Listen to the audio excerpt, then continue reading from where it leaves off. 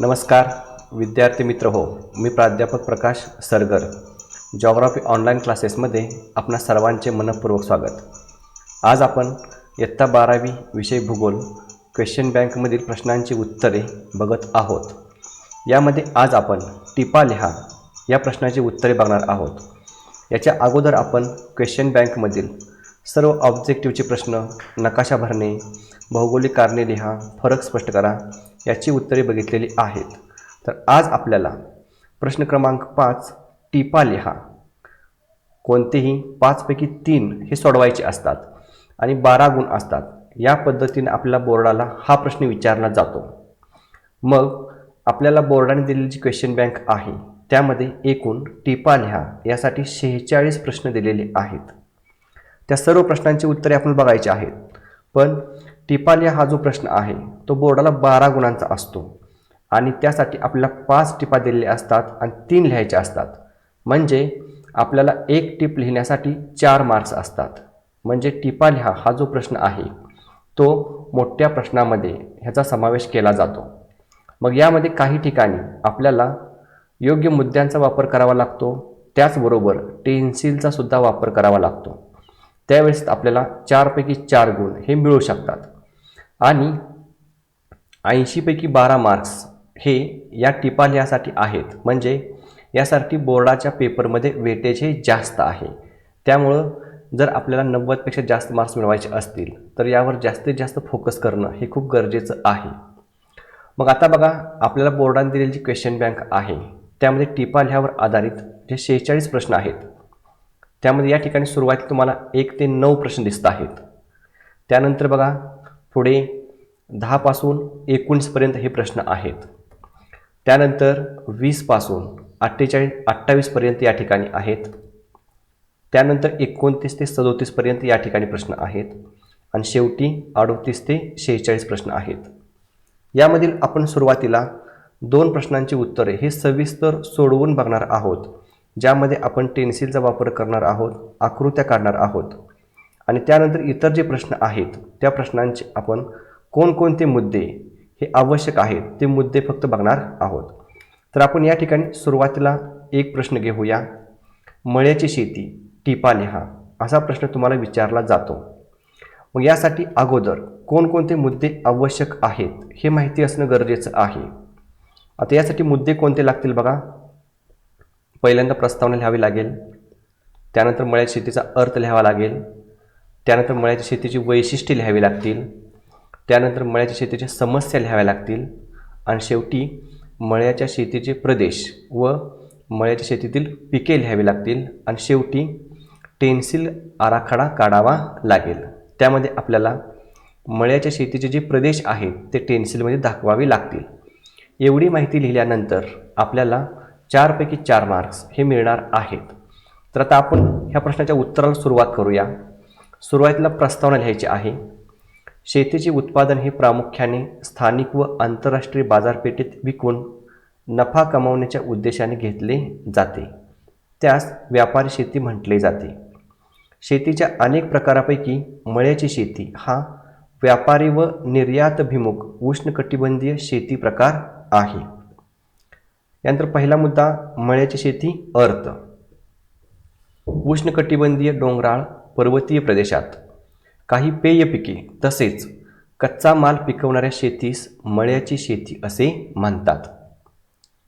यामध्ये नारळ, चहा, कॉफी इत्यादी पिकांचा समावेश होतो।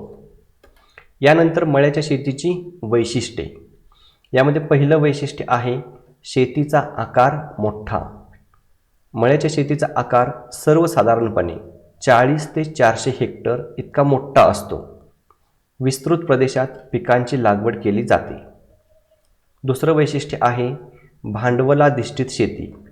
जंगल क्षेत्र तोड करणे, शेतीसाठी योग्य जमीन करणे, शहरी भागापासून दूर असल्याने वाहतूक खर्च, दळणवळणाच्या सुविधा, पिकांचे संगोपन इत्यादीसाठी मोठ्या प्रमाणात भांडवलाची आवश्यकता असते।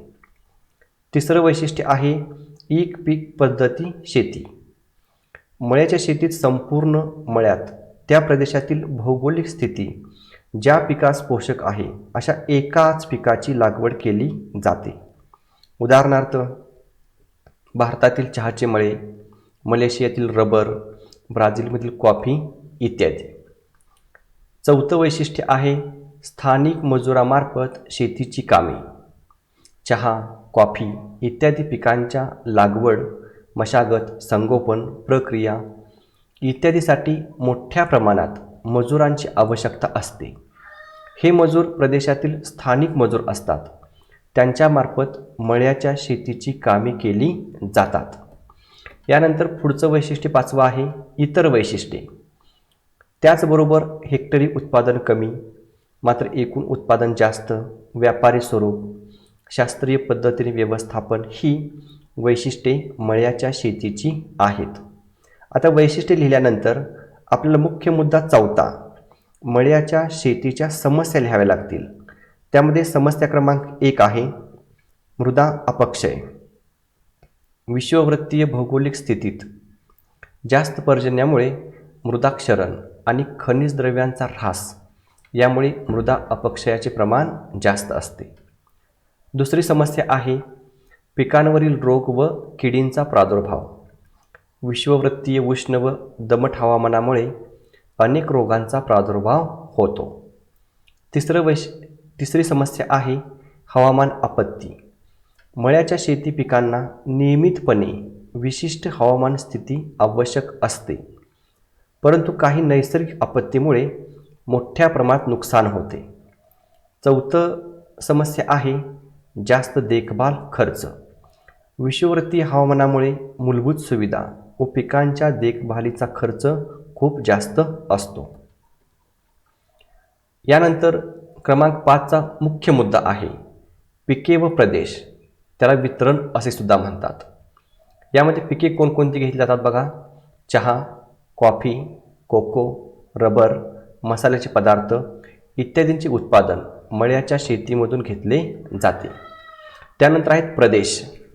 भारतातील केरळ, मलेशिया, भारत, श्रीलंका, कॅरिबियन बेटे, इंडोनेशिया, फिलिपाईन्स, थायलंड इत्यादी प्रदेशात मळ्याची शेती केली जाते. आता आपण या पद्धतीने माहिती लिहिल्यानंतर आपल्याला टेन्सिल काढावा लागतो. मग टेन्सिल तुम्ही शेवटीही काढू शकता किंवा प्रदेश किंवा पिके हा मुद्दा लिहिल्यानंतर ह्या ठिकाणी टेन्सिल काढायचा आणि खाली प्रदेश व पिके लिहिले तरी चालतील. आपण यानंतर हे जे प्रदेश आहेत केरळ, मलेशिया, भारत, श्रीलंका हे टेन्सिलमध्ये दाखवून बघूया. आता या ठिकाणी तुम्हाला एक नकाशा आराखडा दिलेला आहे. तुम्ही टेन्सिलच्या साहाय्याने अशा पद्धतीने नकाशा आराखडा आपल्या पेपरमध्ये काढायचा आहे आणि त्यामध्ये इंडेक्स तयार करून एक एक घटक यामध्ये दाखवायचा आहे. आता पहिलं वितरण आहे आग्नेय आशियाई देश. त्यामध्ये Malaysia, Indonesia, Philippines, Thailand, Vietnam हे या ठिकाणी दाखवायचे आहेत. बघा इथे दाखवलेले आहेत, ह्या आग्नेय आशियाई देश आहेत. त्यानंतर क्रमांक 2 आहे भारत. आता भारतामधील संपूर्ण भाग दाखवायचा नाही. भारताची जी पश्चिम किनारपट्टी आहे तेवढीच किनारपट्टी ही मळ्या शेती केली जाते, तेवढाच भाग हा या ठिकाणी दाखवायचा आहे. त्यानंतर 3 नंबर आहे श्रीलंका. या ठिकाणी एक छोटंसं बेट भारताच्या दक्षिण भागामध्ये श्रीलंका आहे, ते या ठिकाणी दाखवायचं आहे. क्रमांक 4 आहे कॅरिबियन बेटे. Jamaica, West Indies, Haiti, Bermuda इत्यादी. ही जी कॅरिबियन बेटे आहेत ही या ठिकाणी आहेत. बघा अशा पद्धतीने क्रमांक 4 कॅरिबियन बेटे या ठिकाणी दाखवायचे आहेत. यानंतर क्रमांक 5 शेवटचा आहे ब्राझील. आता ब्राझीलमध्ये जगातील सर्वात जास्त कॉफीचं उत्पादन हे घेतलं जातं. हा जो देश आहे तो या ठिकाणी दक्षिण अमेरिका खंडामध्ये आहे, तो इथं आपल्याला दाखवायचा आहे. अशा पद्धतीने आपण मळ्याच्या शेतीचे जे वितरण किंवा प्रदेश आहेत ते टेन्सिलच्या साहाय्याने दाखवलेले आहेत. आपण एक प्रश्न हा पूर्ण सोडवून बघितलेला आहे. आपण यानंतर प्रश्न क्रमांक 2 प्रादेशिक विकासावर परिणाम करणारे घटक हा सुद्धा प्रश्न आपण पूर्ण सोडवून बघणार आहोत. आता या ठिकाणी मुद्दे कोणकोणते लागतील बघा. पहिल्यांदा प्रस्तावना लागेल. त्यानंतर प्रादेशिक विकासावर परिणाम करणारे घटक, यामध्ये एकूण 4 घटक आहेत.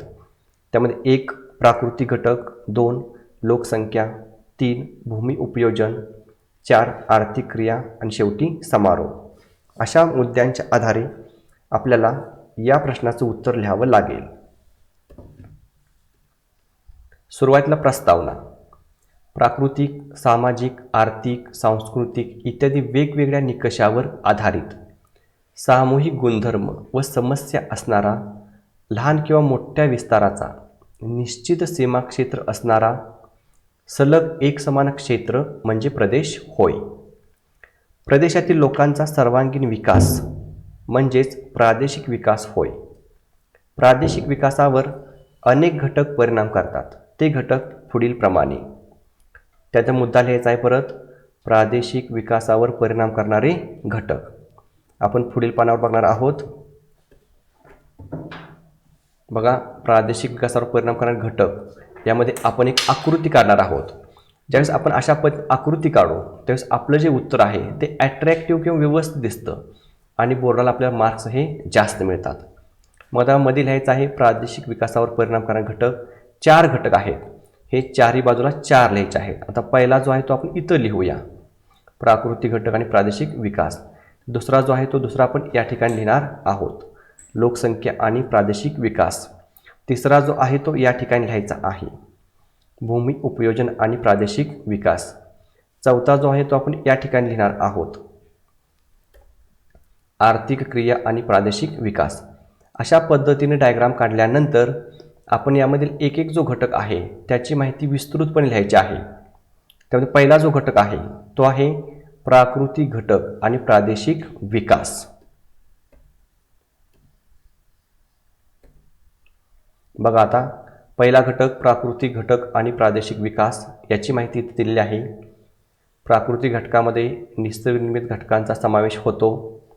हे घटक प्रादेशिक विकासावर परिणाम करतात. त्यामध्ये प्रामुख्याने हवामान, पाण्याची उपलब्धता, प्रदेशाचे स्थान, प्राकृतिक रचना, पर्वत, पठारे, मैदाने, उंची, मृदा, नैसर्गिक बंदरे, समुद्राचे सानिध्य इत्यादी घटकांचा यामध्ये समावेश होतो व हे घटक प्रादेशिक विकासावर परिणाम करतात. उदाहरण दिले तर अनुकूल प्राकृतिक घटक असतील तर प्रादेशिक विकास जास्त होतो. यामध्ये भूमध्यसागरी अनुकूल हवामानाचा समावेश होतो.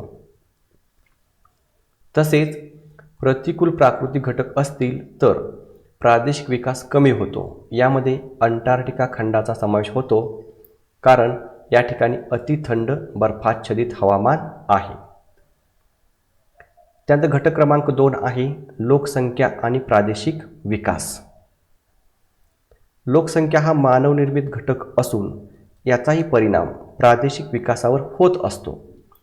यामध्ये प्रामुख्याने लोकसंख्या, लोकसंख्या घनता व रचना, जन्ममृत्यूचे प्रमाण, व्यवसाय रचना, प्रजनन क्षमता, जीवनमान, आयुर्मान, क्रयशक्ती, दारिद्र्याचे प्रमाण, शिक्षणाचे प्रमाण इत्यादी घटकांचा परिणाम होत असतो.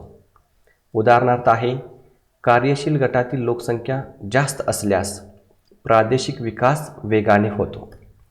यानंतर घटक क्रमांक 3 आहे भूमी उपयोजन आणि प्रादेशिक विकास. याचं स्पष्टीकरण बघा. भूमी उपयोजन म्हणजे भूमी, जमीन याचा वापर कोणकोणत्या कारणासाठी केलेला आहे. भूमी उपयोजन ही एक सतत बदलणारी प्रक्रिया आहे. आर्थिक विकास जसा वाढत जातो तसतसे भूमी उपयोजनाचे स्वरूपही बदलत जाते. खेडेगावामध्ये म्हणजेच ग्रामीण शेतीखालील क्षेत्र जास्त असते. नागरी भागात निवासी क्षेत्र, वाहतूक, उद्योग यासाठी जमीन जास्त वापरली जाते.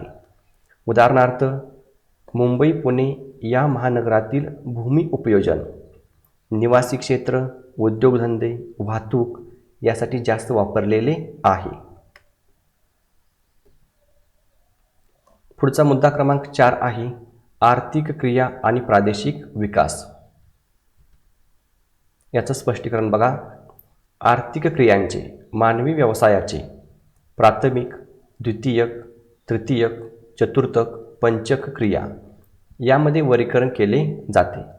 ज्या प्रदेशामध्ये प्राथमिक व्यवसायांचे प्रमाण जास्त असते व सर्वाधिक लोकसंख्या प्राथमिक व्यवसायात गुंतलेली असते, अशा प्रदेशाचा विकास कमी वेगाने होतो. मात्र जसजशी विकासाची पातळी उंचावत जाते तसतसे लोकसंख्येचे आणि व्यवसायांचे बदल होतात आणि द्वितीयक तृतीयक व्यवसायामध्ये वाढ होत जाते आणि प्रदेशाचा विकास प्रमाणात होतो. उदाहरणार्थ, मोठ्या शहरांमध्ये द्वितीयक तृतीयक आर्थिक क्रिया जास्त चालतात, त्यामुळे प्रादेशिक विकास जास्त होतो. तर ग्रामीण भागात प्राथमिक व्यवसाय चालतात, त्यामुळे प्रादेशिक विकास कमी प्रमाणात होतो. आणि शेवटी समारोप लिहायचा आहे. अशा प्रकारे प्रादेशिक विकासावर वरील 4 घटक परिणाम करतात. आता आपण काय केलं आहे, तर 2 प्रश्नांची उत्तरे आपण प्रत्यक्ष सोडवून बघितलेली आहेत. कशा पद्धतीनं टिपा लिहा या प्रश्नाचं उत्तर विस्तृतपणे लिहिलं जातं आणि ज्यामुळे आपल्याला 4 पैकी 4 मार्क्स मिळतात. आता यानंतरचे जे प्रश्न आहेत त्या प्रश्नांमध्ये कोणकोणते मुद्दे आवश्यक आहेत किंवा कोणत्या ठिकाणी टेन्सिल वापरणं आवश्यक आहे याची माहिती फक्त दिलेली आहे. आता या ठिकाणी तुम्हाला जे मुद्दे दिले जातील त्या मुद्द्यानुसार तुम्ही माहिती लिहायची आहे. ही माहिती तुम्हाला पुस्तकामध्ये मिळू शकते किंवा इतर नोट्सचा तुम्ही वापर करू शकता. मग आता बघा, क्रमांक 1 आहे लोकसंख्या संक्रमणाचा तिसरा टप्पा. आता यासाठी आवश्यक मुद्दे बघा. पहिल्यांदा प्रस्तावना लिहायची आहे. त्यानंतर क्रमांक 1ला लोकसंख्या संक्रमण प्रतिमान अर्थ लिहायचा आहे. क्रमांक 2ला लोकसंख्या प्रतिमानाच्या टप्प्यांची नावं लिहायची आहेत, ज्यामध्ये एकूण 5 टप्पे आहेत. अतिशय स्थिर, आरंभीच्या काळात विस्तारणारा, नंतरच्या काळात विस्तारणारा, असे जे 5 टप्पे आहेत त्यांची नावं लिहा. तिसऱ्यामध्ये लोकसंख्या संक्रमण प्रतिमानाच्या तिसऱ्या टप्प्याची वैशिष्ट्ये लिहा. आता तिसऱ्या टप्प्यामध्ये भारत आहे, ज्यामध्ये जन्मदर कमी झालेला असतो, त्याच्या तुलनेत मृत्यूदर सुद्धा कमी झालेला असतो, परंतु जन्मदरच्या तुलनेत मृत्यूदर खूपच कमी असतो, त्यामुळे एकूण लोकसंख्या वाढ ही जास्त असते. परत शेती, परत वैद्यकीय सुविधा यामध्ये वाढ झालेली असते. अशा पद्धतीने माहिती यामध्ये लिहायची आहे.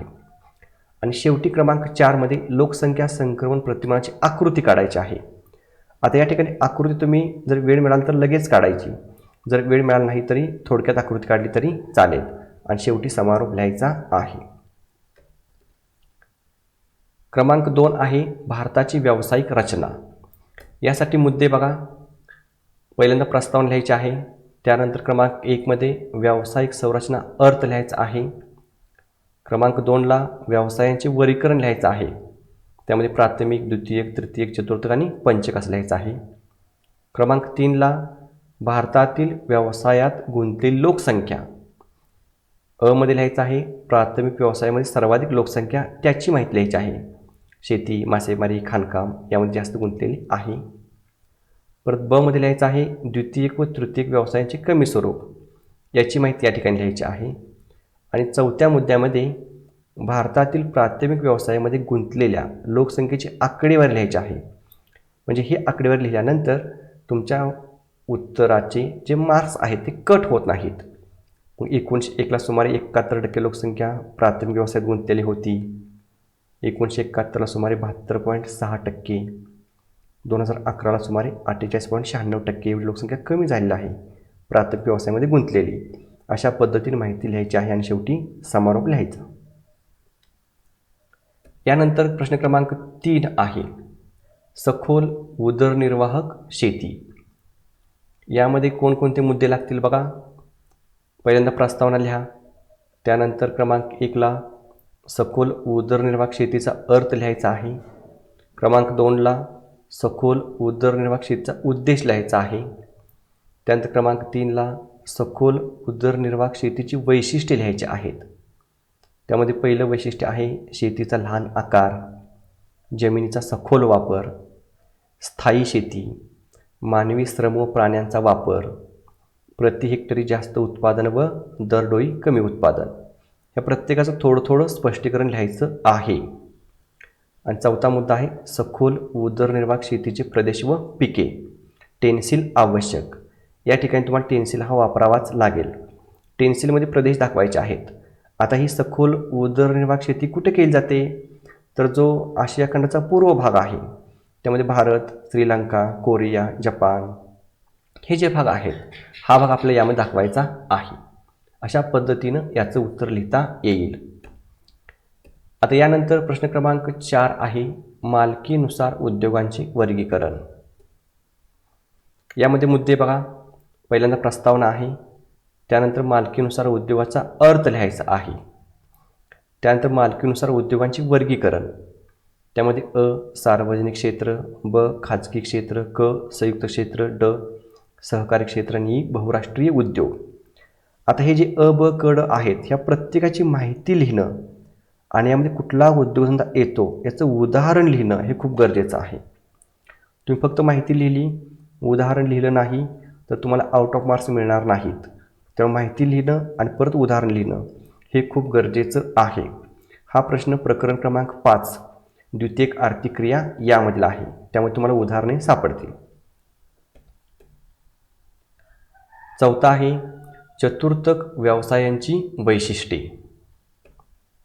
ह्यामध्ये मुद्दे बघा, पहिल्यांदा प्रस्तावना लिहा, तर क्रमांक 1ला चतुर्थक व्यवसायांचा अर्थ लिहा, क्रमांक 2ला चतुर्थक व्यवसायाची नावे लिहा, त्यामध्ये वित्त नियोजनकार, कर सल्लागार, शाळा महाविद्यालय इत्यादील शिक्षक, कलाकार, वैद्यकीय अधिकारी इत्यादी. त्यानंतर चतुर्थ व्यवसायांची वैशिष्ट्ये लिहायची आहेत. अ वैयक्तिक स्वरूप, ब बुद्धी व कौशल्यावर आधारित, क तज्ज्ञ व नामवंत कुशल मनुष्यबळ आणि ड व्यवस्थापन सामाजिक सांस्कृतिक विकासात मोलाचे योगदान. आता या ठिकाणी तुम्हाला मार्क्स जास्त कुठे मिळणार आहेत, तर हा जो तिसरा आहे हा तुम्ही व्यवस्थित विस्तृतपणे लिहायचा आहे, ह्याला मार्क्स आहेत जास्तीत जास्त. कारण प्रश्नात काय विचारलं आहे, चतुर्थक व्यवसायांची वैशिष्ट्ये. मग इथं आपण लिहिले चतुर्थक व्यवसायांची वैशिष्ट्ये, म्हणजे याला मार्क्स जास्त आहेत. यांची माहिती तुम्ही व्यवस्थित लिहा. 6वा आहे संदेश वहनातील कृत्रिम उपग्रहांचे महत्त्व. यामध्ये बघा, पहिल्यांदा प्रस्तावना लिहायचे आहे, त्यानंतर संदेशवहन अर्थ लिहायचा आहे, परत कृत्रिम उपग्रह म्हणजे काय त्याचा अर्थ लिहायचा आहे, त्यानंतर संदेशवहनातील कृत्रिम उपग्रहांचे महत्त्व हे लिहायचं आहे. त्यामध्ये कोणकोणते मुद्दे आहेत बघा, त्या मुद्द्यांची माहिती लिहिणं हे गरजेचं आहे. त्यामध्ये एका वेळेस मोठ्या प्रमाणात संपर्क, ब आहे माहितीची देवाणघेवाण, क आहे अंतर या अडथळ्यावर मात, ड आहे व्यापार वाणिज्य यामध्ये वाढ, ई आहे ताज्या घडामोडीची माहिती, फ आहे आपत्ती व्यवस्थापन आणि पुढचं आहे करमणूक. आता हे जे मुद्दे आहेत तिसऱ्यामधले, यांची माहिती ही विस्तृतपणे लिहायची आहे. प्रश्न क्रमांक 7 आहे प्रादेशिक विकास. यामध्ये मुद्दे बघा, पहिल्यांदा प्रस्तावना, प्रादेशिक विकासाचा अर्थ लिहायचा आहे, यानंतर प्रादेशिक विकासावर परिणाम करणारे घटक, त्यामध्ये अ प्राकृतिक घटक, ब भूमी उपयोजन, क लोकसंख्या गुणवत्ता, ड आर्थिक क्रिया आणि 3 प्रादेशिक विकासाची उदाहरणे आणि शेवटी समारोप लिहायचा आहे. आता यामध्ये मार्क्स बघा, तुम्हाला मार्क्स इथून 1, 2, 3 ह्या तिन्हीलाही मार्क्स मिळणार आहेत. कारण प्रादेशिक विकास हा फक्त मुद्दा विचारला आहे.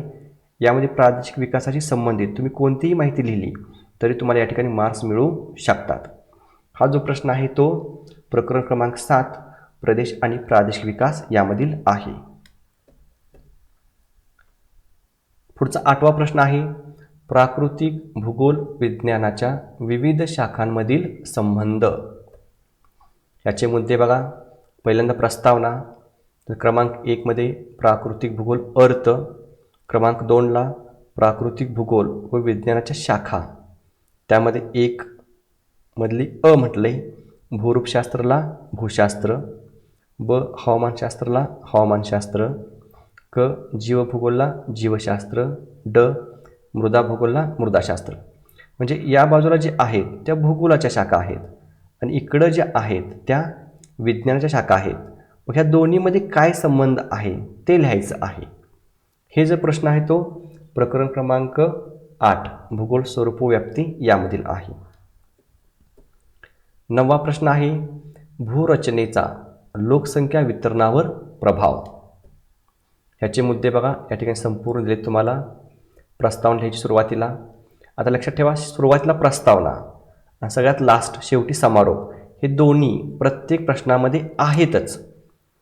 फक्त मधले मुद्दे कुठले येतात ते बघूया आपण. फक्त पहिल्यांदा अ मध्ये लोकसंख्या वितरणावर परिणाम किंवा प्रभाव करणारे प्राकृतिक घटक यांची नावं लिहायची सगळ्यांची. मग भूरचना, हवामान, पाणी पुरवठा, खनिज संपत्ती अशी नावं फक्त लिहा या ठिकाणी. आणि यामधील जी भूरचना आहे त्या भूरचनेचा लोकसंख्या वितरणावर परिणाम किंवा प्रभाव हा विचारलेला आहे. मग यामध्ये आपल्याला पर्वतांचा परिणाम कसा होतो, पठारे, मैदाने, वाळवंटे, बर्फाच्छादित प्रदेश, किनारपट्टी प्रदेश, द्वीपकल्पीय स्थान या 7 घटकांचा अनुकूल व प्रतिकूल परिणाम लिहायचा आणि त्याची उदाहरणे लिहिणं आवश्यक आहे. उदाहरणार्थ काय लिहायचं बघा. आता उदाहरण पर्वत घेऊया. पर्वतीय प्रदेशामध्ये उंच रांगा, बर्फाच्छादित हवामान, थंड हवामान, तीव्र उतार, भरड मृदा, घनदाट वने यामुळे सर्व परिस्थिती मानवी जीवनासाठी प्रतिकूल असते. त्यामुळे पर्वतीय प्रदेशात लोकसंख्येचे वितरण हे कमी प्रमाणात आढळून येते. उदाहरणार्थ अँडीज पर्वत, रॉकी पर्वत, हिमालय पर्वत अशी माहिती ही पर्वताची लिहिली. त्याच पद्धतीने पठारे, मैदाने, वाळवंटे प्रत्येकाची माहिती आणि शेवटी उदाहरणे लिहायची आहेत. प्रश्न क्रमांक 10 आहे साक्षरता आणि शिक्षण. आता याचे मुद्दे बघा. आता साक्षरता आणि शिक्षण हे तुम्हाला दोन्ही एकसारखेच वाटतील. म्हणजे ज्यावेळेस माणूस शिक्षण घेतो त्यावेळेस साक्षर होतो आणि ज्यावेळेस साक्षर असतो त्यावेळेस त्याने शिक्षण घेतलेलं असतं. तरीसुद्धा आपल्याला याची माहिती ही दोन्हींचा सहसंबंध हा लिहावा लागेल. आता बघा, पहिला प्रस्तावना लिहा थोडक्यात. साक्षरताचा अर्थ लिहा. ज्या व्यक्तीला लिहिता वाचता येते आणि गणितीय प्रक्रिया करता येतात त्यांना साक्षर असे म्हणतात, असा अर्थ लिहायचा. पर क्रमांक 2 मध्ये साक्षरता आणि शिक्षणाचा सहसंबंध लिहायचा. शिक्षण जास्त प्रमाणात वाढल्यास साक्षरता वाढते आणि ज्या समाजात साक्षरता जास्त असते त्या ठिकाणी शिक्षणाचा दर्जा सुद्धा चांगल्या प्रकारचा असतो. अशा पद्धतीनं सहसंबंध लिहायचा. त्यानंतर क्रमांक 3 मध्ये साक्षरता आणि शिक्षण यांचे स्वरूप, मापदंड किंवा परिणाम जे आहेत ते लिहायचे आहेत.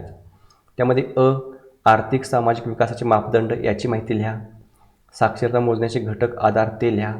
राहणीमानाचा दर्जा, स्त्री साक्षरता, व्यवसायाचे स्वरूप एवढी माहिती ही यामध्ये लिहावी लागेल. तर प्रश्न क्रमांक 11 आहे लोकसंख्या मनोरा व लिंग गुणोत्तर.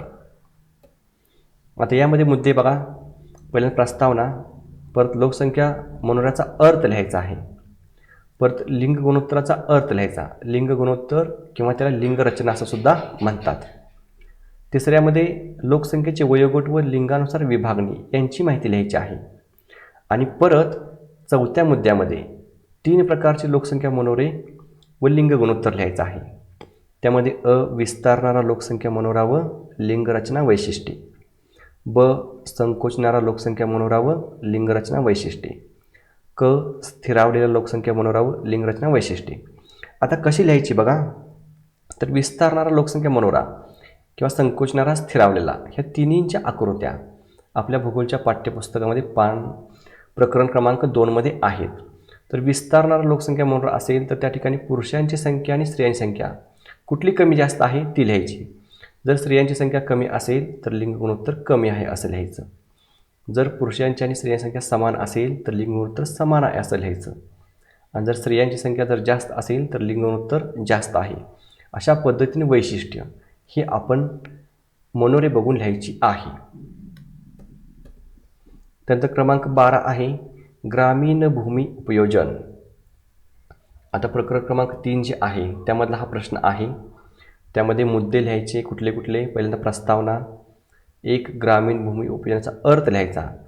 आणि क्रमांक 2 मध्ये ग्रामीण भूमी उपयोजनाची क्षेत्रे, एकूण 9 क्षेत्रे आहेत त्या 9 क्षेत्रांची माहिती लिहायची आहे. आता या ठिकाणी तुम्हाला एक आकृती दिलेली आहे, ती आकृतीही तुम्ही काढू शकता अशा पद्धतीनं. आणि परत प्रत्येक मुद्द्याची माहिती लिहू शकता. ग्रामीण भूमी उपयोजनाची एकूण किती क्षेत्र आहेत? 9 आहेत. इथं बघा 1 ते 9 आहेत. 1 वने, 2 बिगर शेती, 3 ओसाड नापीक व अनुत्पादक भूमी, 4 कायमस्वरूपी गायरान व चराऊ जमीन, 5 किरकोळ वृक्ष पिके वनराई, 6 पिकाऊ अनुत्पादक जमीन, 7 चालू पड जमीन, 8 चालू पड शिवायची पड जमीन आणि 9 निव्वळ लागवडीखालील क्षेत्र. ह्या प्रत्येकाची माहिती थोडी थोडी लिहावी लागेल. क्रमांक 13 आहे मासेमारी व्यवसायास अनुकूल असणारे घटक. यामध्ये मुद्दे बघा. पहिल्यांदा प्रस्तावना, मासेमारीसाठी अनुकूल असणारे घटक, त्यामध्ये विभागणी करायची आहे. अप्राकृतिक घटक, ब मानवी घटक आणि शेवटी समारोप. या ठिकाणी तुम्हाला तक्ता दिलेला आहे, त्या पद्धतीने तक्ता काढा आणि अशा पद्धतीने तक्ता काढून परत प्रत्येकाची माहिती थोडी थोडी लिहा. त्यामध्ये बघा, मासेमारी व्यवसायासाठी अनुकूल असणारे घटक, प्राकृतिक नैसर्गिक घटक एका बाजूला, दुसऱ्या बाजूला आर्थिक किंवा मानवी घटक. प्राकृतिक घटकामध्ये पाण्याचे स्रोत, समुद्रगोड जमीन, उष्ण व थंड सागरी प्रवाहांचा संगम, वन प्रदेश, दंतूर किनारा. आणि आर्थिक किंवा मानवी घटकामध्ये मासेमारीचे उच्च कौशल्य, मासे प्रमुख अन्न घटक, इतर व्यवसायांची कमतरता, अद्ययावत तंत्रज्ञानाचा वापर, व्यापार, परकीय चलन. आता याची फक्त अनुकूल माहिती सगळ्यांची लिहायची आहे. क्रमांक 14 बघा, कच्च्या मालाच्या स्रोतानुसार उद्योगाचे केलेले वर्गीकरण. ह्यामध्ये क्रमांक 1 उद्योगधंदे अर्थ, क्रमांक 2 कच्च्या मालाच्या स्रोतानुसार केलेले उद्योगाचे वर्गीकरण. हा जो प्रश्न आहे तो प्रकरण क्रमांक 5 द्वितीयक आर्थिक क्रिया यामधला आहे. त्यामध्ये बघा, अ कृषी आधारित उद्योग, ब सागरी उत्पादनावर आधारित उद्योग, क वन आधारित उद्योग, ड खनिजावर आधारित उद्योग, ई प्राणीजन्य उद्योग. प्रत्येक उद्योगाची माहिती व उदाहरणे लिहिणं आवश्यक आहे. तुम्हाला याची उदाहरणे पुस्तकामध्ये मिळतील प्रकरण क्रमांक 5 मध्ये. 15वा प्रश्न आहे व्यापारातील वाहतुकीची भूमिका. त्यामध्ये पहिल्यांदा प्रस्तावना, त्यानंतर व्यापार अर्थ, परत वाहतुकीचा अर्थ, परत क्रमांक 3 व्यापारातील वाहतुकीची भूमिका. हा महत्त्वाचा आहे. त्यामध्ये अ भूमार्ग, त्यामध्ये 2 रस्ते व लोहमार्ग, ब जलमार्ग, क हवाई मार्ग, ड नळमार्ग. आता प्रत्येक वाहतूक मार्गाचे महत्त्व लिहायचं आहे आणि उदाहरणे आवश्यक आहेत. आता व्यापारामध्ये रस्त्यांची भूमिका कशी महत्त्वाची आहे ती लिहायचं. ग्रामीण भाग रस्त्यावरती अवलंबून असतो. ग्रामीण भागातून व्यापारासाठी सर्व कच्चा माल एकच रस्त्याद्वारे केला जातो. अशी रस्त्यांची माहिती लिहायची. पण रेल्वे मार्गाची लिहायची, जलमार्ग, हवाई मार्ग आणि नळमार्ग प्रत्येकाची माहिती लिहायची आहे. 15वा प्रश्न आहे प्रादेशिक विकासावर परिणाम करणारे घटक. आता सुरुवातीस आपण याचं उत्तर हे विस्तृतपणे बघितलेलं आहे. सुरुवातीला तुम्हाला हा प्रश्न हा सोडवून दाखवलेला होता. आपण डबल या ठिकाणी घेणार नाही. पुढचा प्रश्न घेऊया. प्रश्न क्रमांक 17 जन्मदर व मृत्यूदर सहसंबंध. प्रकरण क्रमांक 1 मधला हा प्रश्न आहे.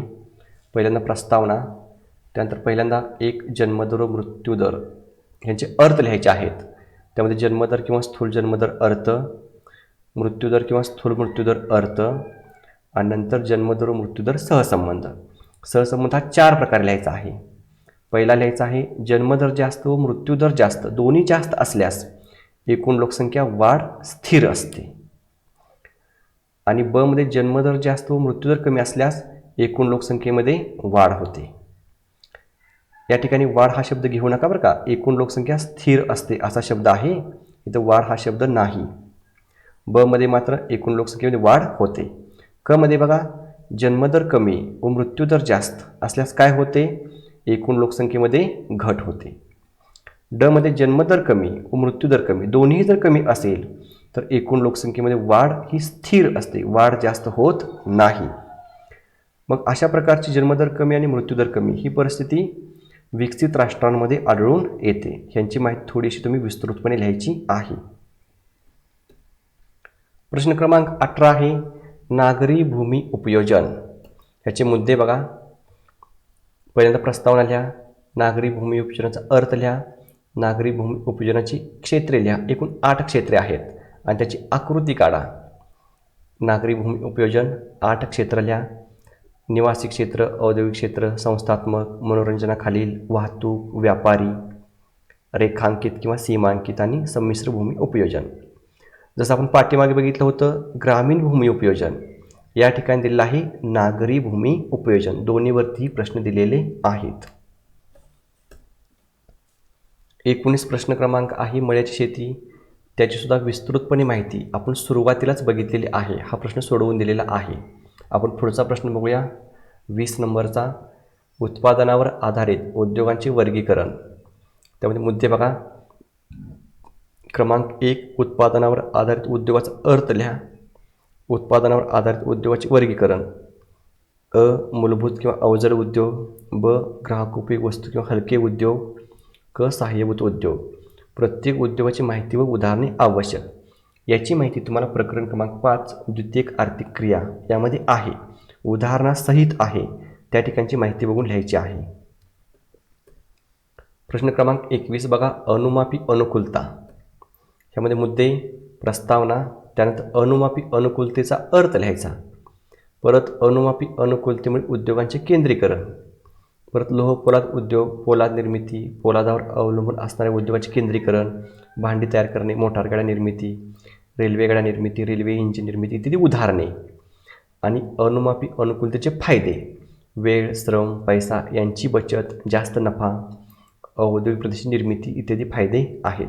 हा सुद्धा प्रश्न क्रमांक 21 हा प्रकरण क्रमांक 5 मधील आहे. पुढचा 22 नंबरचा प्रश्न बघा. पर्यटन आणि राष्ट्राचे स्थूल उत्पादन. हा प्रश्न प्रकरण क्रमांक 6 मधला आहे. उत्तराचे मुद्दे, पहिल्यांदा प्रस्तावना, पर्यटन अर्थ, परत पर्यटन आणि राष्ट्रीय स्थूल उत्पादन परस्पर संबंध लिहायचा आहे. त्यामध्ये काय काय मिळतं? परकीय चलन मिळतं, रोजगार निर्मिती होते, हा एक अदृश्य व्यापार आहे, वाहतूक सुविधामध्ये वाढ होते, बेरोजगाराचे प्रमाण कमी होते. म्हणजे अशा पद्धतीने ह्या पर्यटनाचे फायदे आहेत आणि या फायद्यामुळं राष्ट्रीय स्थूल उत्पादनामध्ये वाढ होते. 23 नंबरचा प्रश्न आहे. लोकसंख्या आणि प्रादेशिक विकास. पहिल्यांदा प्रादेशिक विकासाचा अर्थ लिहा. त्यानंतर लोकसंख्या व प्रादेशिक विकास परस्पर संबंधाचा मुद्दे लिहायचे. त्यामध्ये एकूण 4 मुद्दे आहेत. त्यामध्ये वाढती लोकसंख्या, साधन संपत्तीवर ताण याची माहिती लिहायची.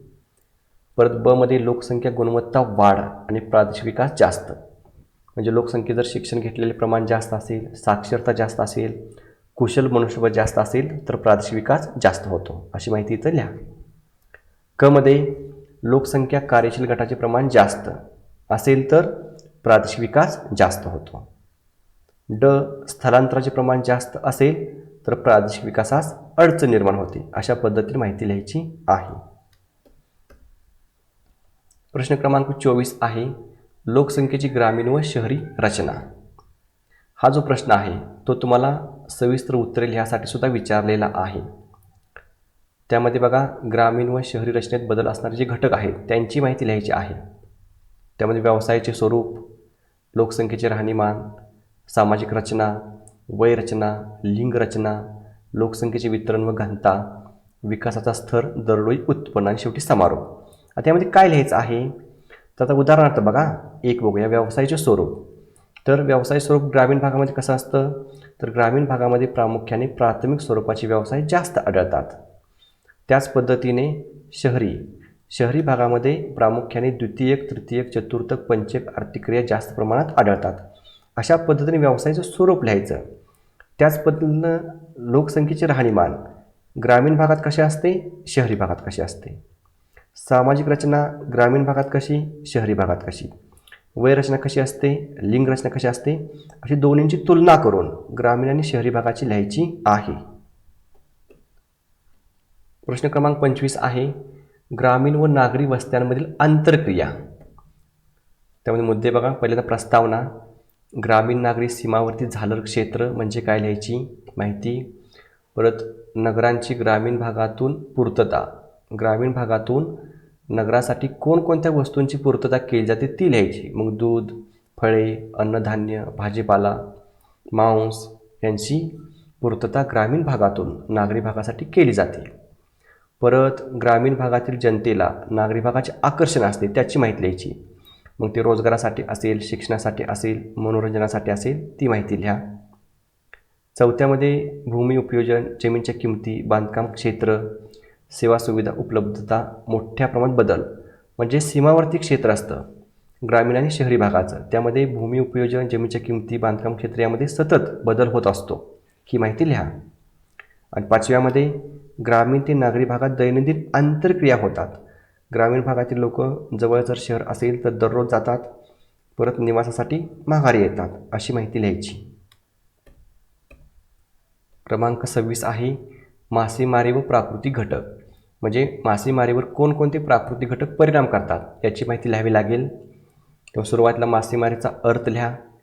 क्रमांक 2ला मासेमारी व्यवसायावर परिणाम करणारे घटक, त्यामध्ये जे घटक आहेत त्यांची माहिती लिहायची आहे. फक्त प्राकृतिक घटक.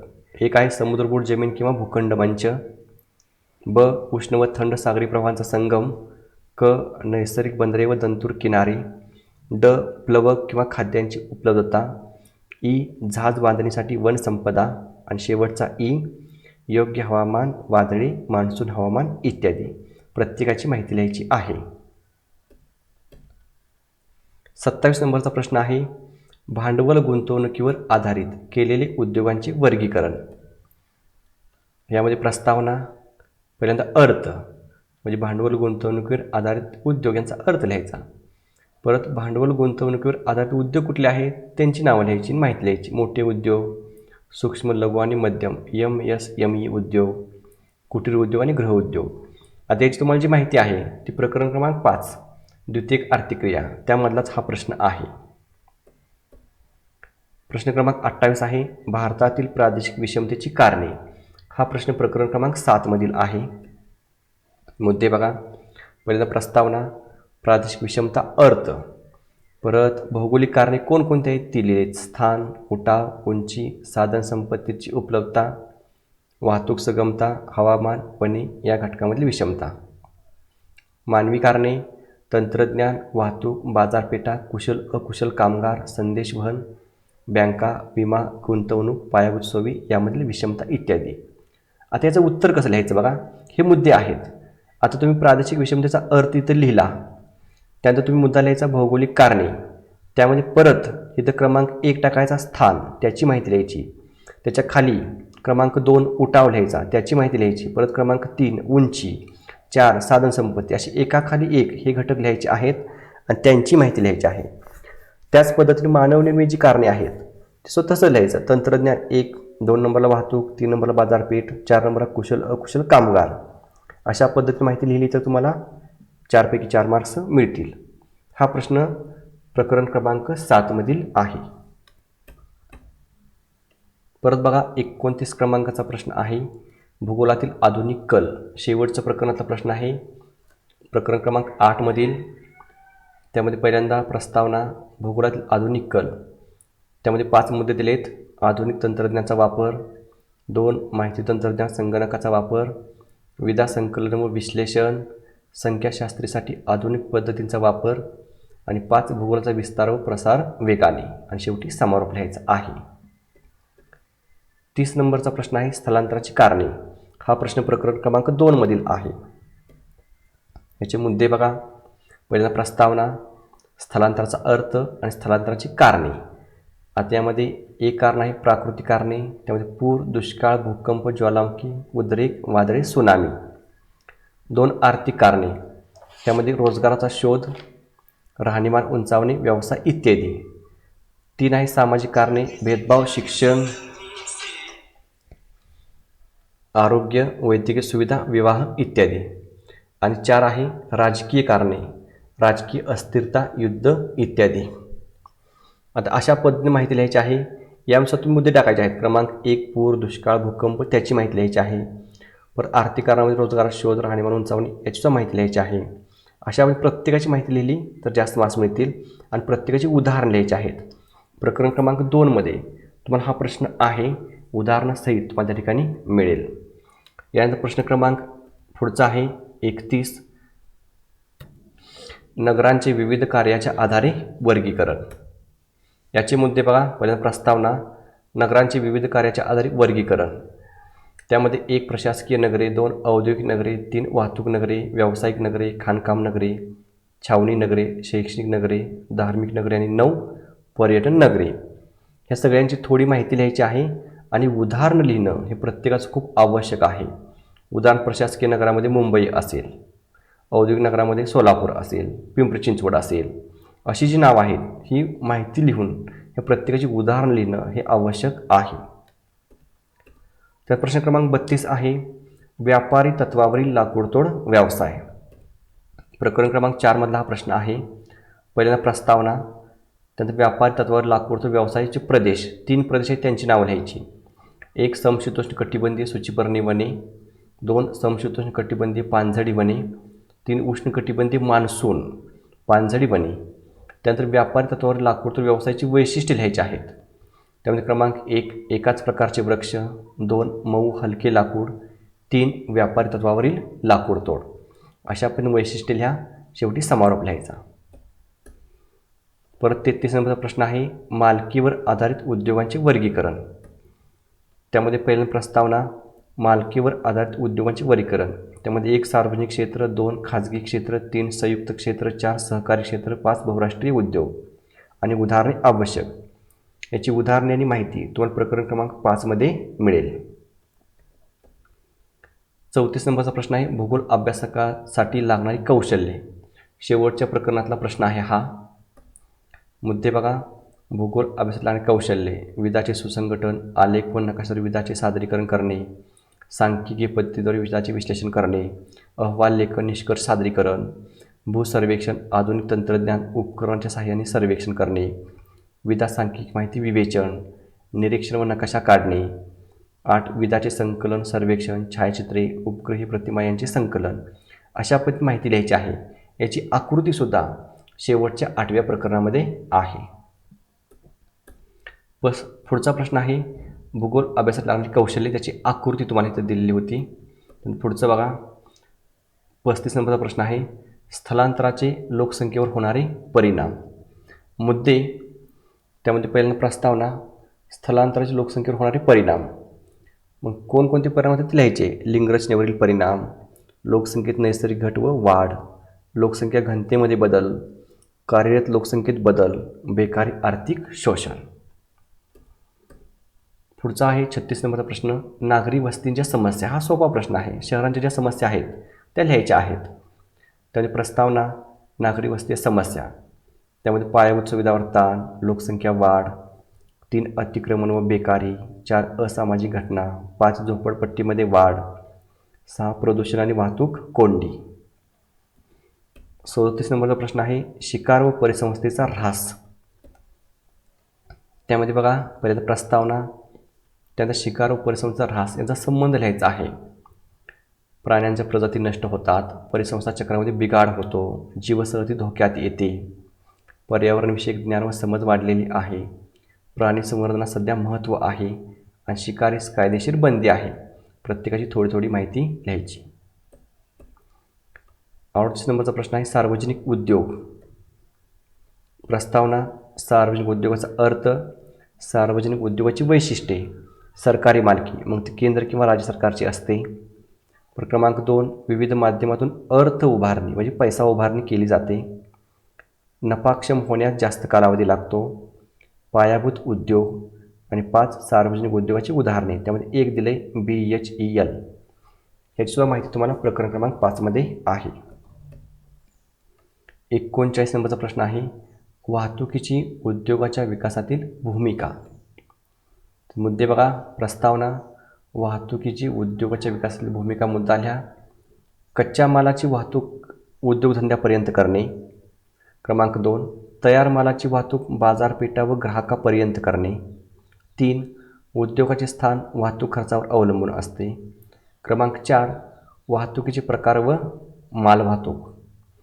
आता यामध्ये रस्ते वाहतूक लवचिक व ग्रामीण भाग अवलंबून असतो. लोहमार्ग वाहतूक खनिजे, अवजार, कच्चा माल इत्यादीची वाहतूक केली जाते. हवाई वाहतूक त्यामध्ये नाशवंत व मौल्यवान माल वाहतूक केली जाते. जल वाहतूक आंतरराष्ट्रीय माल वाहतूक व सर्वात स्वस्त वाहतूक आहे. अशी प्रत्येकाची माहिती दिलेली आहे. एवढी माहिती यामध्ये लिहिणं अपेक्षित आहे. 40 नंबरचा प्रश्न आहे प्रादेशिक असमतोल दूर करण्याची धोरणे. हा जो प्रश्न आहे तो प्रकरण क्रमांक 7 प्रदेश आणि प्रादेशिक विकास यामधला आहे. तर सुरुवातीला प्रस्तावना लिहायची आहे. परत प्रादेशिक असमतोल किंवा असंतुलन याचा अर्थ लिहायचा आहे. सार्वजनिक वस्तूंची व सेवांची तरतूद याचे 6 घटक लिहायचे आहेत. आणि पायाभूत सुविधा आणि उत्तेजनाची तरतूद याचे 5 घटक लिहायचे आहेत आणि परत समारोप लिहायचा आहे. याची जी आकृती आहे ती आकृती खाली दिलेली आहे बघा. प्रादेशिक असंतुलन कमी करण्याची धोरणे. पहिला आहे सार्वजनिक वस्तूंची सेवांची तरतूद. इथं लिहिले बघा, सार्वजनिक वस्तूंची सेवांची तरतूद. यामध्ये 6 घटक आहेत. इकडून सर्वांसाठी वीज पुरवठा, बारमाही रस्ते, वैद्यकीय व आरोग्य सुविधांची सुविधा, न्याय व कायदा सुव्यवस्था, शिक्षण आणि पाण्याचा पुरवठा. हे प्रत्येकाची माहिती थोडी थोडी लिहायची. आणि दुसरा आहे पायाभूत सुविधा आणि उत्तेजनाची तरतूद. हा इथं आहे, पायाभूत सुविधा आणि उत्तेजनाची तरतूद. ह्यामध्ये एकूण 5 घटक आहेत. पायाभूत प्रकल्पांना समर्थन करणे, शासन, कौशल्य विकास, विशेष निधी, धोरण पुनर्विचार व त्यानुसार सुधारणा. थोडी थोडी माहिती एक एक ओळ फक्त या प्रत्येकाची लिहिणं अपेक्षित आहे. त्यानंतर पुढचा प्रश्न आहे भूगोलाच्या शाखा. शेवटच्या प्रकरणातला प्रश्न आहे. भूगोलाच्या मुख्य 2 शाखा असतात, एक प्राकृतिक भूगोल आणि मानवी भूगोल. त्यांची माहिती लिहायची आहे. त्यामध्ये पहिल्यांदा भूगोलाचा अर्थ लिहा, भूगोलाची शाखा हा मुद्दा लिहा. त्यामध्ये प्राकृतिक भूगोलाच्या शाखा लिहा आणि मध्ये मानवी भूगोलाच्या शाखा लिहा. प्राकृतिक भूगोल शाखामध्ये बघा खगोलशास्त्र, हवामानशास्त्र, सागरशास्त्र, भूरूपशास्त्र, भूगर्भशास्त्र, मृदाशास्त्र, जीवभूगोल. आणि मानवी भूगोलामध्ये लोकसंख्या भूगोल, आर्थिक भूगोल, राजकीय भूगोल, सामाजिक भूगोल, ऐतिहासिक भूगोल, सांस्कृतिक भूगोल, प्रादेशिक भूगोल आणि वसाहत भूगोल. हे जे भूगोल शाखा आहेत ह्यांची प्रत्येकामध्ये कशाची माहिती घेतली जाते, फक्त एक दोन ओळीमध्ये प्रत्येकाची माहिती लिहा. प्रश्न क्रमांक 42 आहे लोकसंख्या वाढ व स्थलांतर. यामध्ये बघा पहिला प्रस्तावना लिहा, लोकसंख्या वाढ आणि स्थलांतर यांचा सहसंबंध लिहा. त्यामध्ये स्थलांतरामुळे लोकसंख्या वाढ होते व घट होते. परत स्थलांतराचे आकर्षक घटक, ज्या ठिकाणी आकर्षक घटक असतील त्या प्रदेशात स्थलांतर होते. आणि स्थलांतराचे अपकर्षक घटक ज्या ठिकाणी असतील त्या प्रदेशामधून दुसरीकडे स्थलांतर होते. परत लोकसंख्येचा जो देणारा प्रदेश असतो त्या ठिकाणी लोकसंख्या गेल्यामुळे तिथं लोकसंख्या कमी होते. आणि लोकसंख्येचा घेणारा जो प्रदेश असतो त्या ठिकाणी लोकसंख्या जास्त स्थलांतरित झाल्यामुळे लोकसंख्या वाढते. आणि 6व्या मुद्द्यात लिहायचं स्थलांतरामुळे लोकसंख्या घनता, वितरण, लिंगरचना, कार्यरत लोकसंख्या यामध्ये बदल होतो. 43वा मुद्दा किंवा प्रश्न आहे उपनगरे. यामध्ये मुद्दे बघा, प्रस्तावना लिहा, उपनगराचा अर्थ लिहा, उपनगराची उदाहरणे लिहा, उपनगर निर्मितीची कारणे लिहा. त्यामध्ये उद्योगधंद्यामध्ये वाढ, लोकसंख्या वाढ, नागरिकांमध्ये झपाट्याने होणारी वाढ, घरांच्या जागेच्या किमतीमध्ये भरमसाठ होणारी वाढ आणि स्थलांतरितांचे नगरामध्ये वाढते प्रमाण अशी माहिती यामध्ये लिहिणं गरजेचं आहे. प्रश्न क्रमांक 44 आहे संमिश्र भूमी उपयोजन. त्यामध्ये बघा प्रस्तावना, संमिश्र भूमी उपयोजन अर्थ, पर संमिश्र भूमी उपयोजन वैशिष्ट्ये, कारणे किंवा स्वरूप. त्यामध्ये वाढते औद्योगिकरण, जागेची टंचाई, वाहतूक खर्च, जागेच्या वाढत्या किमती, वाढती लोकसंख्या या कारणामुळे संमिश्र भूमी उपयोजनामध्ये वाढ होत आहे. 45 नंबरचा प्रश्न आहे स्थानमुक्त उद्योग. त्यामध्ये बघा प्रस्तावना, स्थानमुक्त उद्योग अर्थ, परत उद्योगाच्या स्थान निश्चितीवर परिणाम करणारे घटक.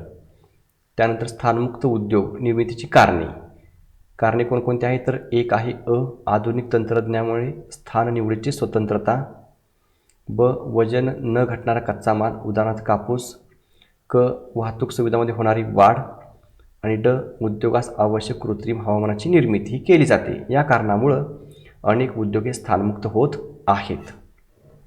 प्रश्न क्रमांक 46 प्रदेशाचे प्रकार. यामध्ये बघा प्रस्तावना, प्रदेश अर्थ, प्रदेश निर्मितीचे आवश्यक घटक, त्यामध्ये स्थान, भौगोलिक विस्तार, सीमानिक, श्रेणीबद्ध उतरण हे 4 घटक आहेत. आणि प्रदेशाचे प्रकार, त्यामध्ये औपचारिक प्रदेश आणि कार्यात्मक प्रदेश या दोन्हींची माहिती ही जास्त लिहायला पाहिजे. त्यामध्ये प्रदेशाची वैशिष्ट्ये लिहा व उदाहरणे लिहिणे आवश्यक आहे. आणि शेवटी समारोप लिहा. अशा पद्धतीने आपण प्रश्नपेढीमध्ये तुम्हाला जे टिपा लिहा यासाठी 46 प्रश्न दिलेले होते त्या प्रश्नांची उत्तरे आपण बघितलेली आहेत. जर तुम्हाला काही शंका असतील तर तुम्ही कमेंट्स बॉक्समध्ये लिहा, तुमच्या शंकाचं निरसन केलं जाईल. पुन्हा भेटू पुढच्या एका दर्जेदार व्हिडिओमध्ये. तोपर्यंत नमस्कार.